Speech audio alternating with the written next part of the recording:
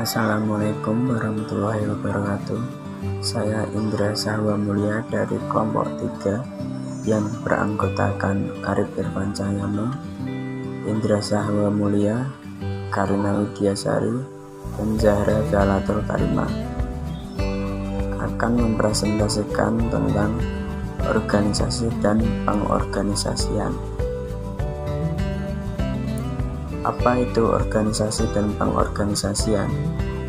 Organisasi yaitu sekelompok orang, 2 atau lebih, yang secara formal dipersatukan untuk bekerja sama dengan pembagian atau alokasi tugas dan tanggung jawab tertentu dalam sistem koordinasi, kooperatif, dan pengaturan guna memudahkan pencapaian beberapa tujuan yang telah ditetapkan.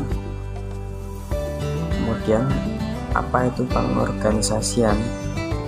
Yaitu langkah untuk merancang, menggolongkan, mengatur, berbagi kegiatan, menetapkan tugas dan wewenang serta pendelegasian wewenang oleh pemimpin kepada staf dalam rangka mencapai tujuan organisasi dalam efisiensi.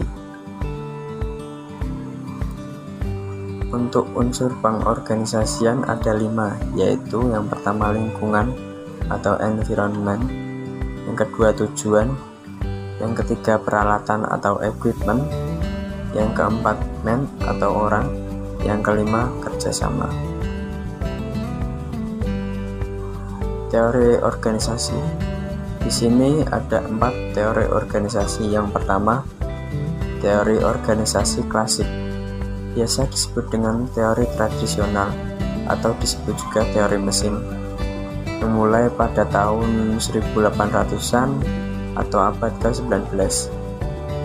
Dalam teori ini, organisasi digambarkan sebuah lembaga yang tersentralisasi dan tugasnya terspesialisasi serta memberikan petunjuk mekanistik struktural yang kaku, tidak mengandung kreativitas. Kemudian yang kedua ada teori human relation. Teori ini disebut juga teori neoklasik, teori hubungan kemanusiaan, teori hubungan antar manusia, teori hubungan kerjasama atau the human relation theory.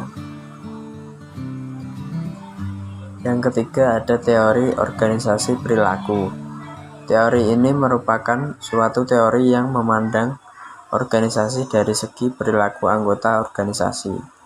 Teori ini berpendapat bahwa baik atau tidaknya, berhasil atau tidaknya organisasi mencapai sasaran yang telah ditetapkan berasal dari para anggotanya. Yang terakhir di sini ada teori organisasi kepemimpinan.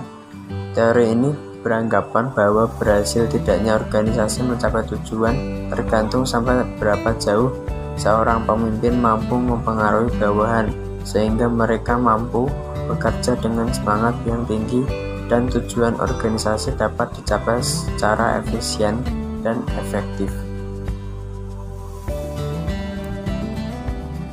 Adapun fungsi yang dilakukan dalam pengelolaan organisasi yaitu ada 4 di sini. Yang pertama, perencanaan atau planning, pengorganisasian atau organizing, yang ketiga kepemimpinan, dan yang terakhir pengendalian atau controlling.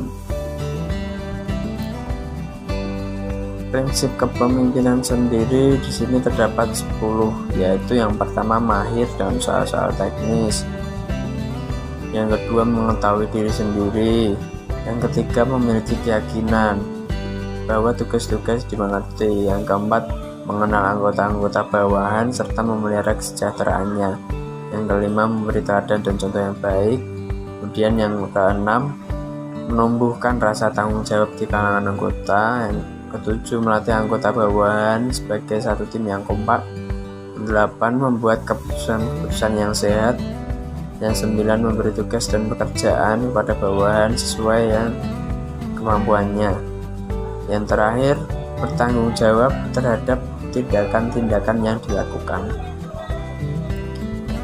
Keberhasilan atau kegagalan dari hasil kepemimpinan seseorang dapat diukur atau ditandai oleh 4 hal, yaitu yang pertama itu moral, yang kedua disiplin, yang ketiga jiwa korsa, dan yang terakhir kecakapan.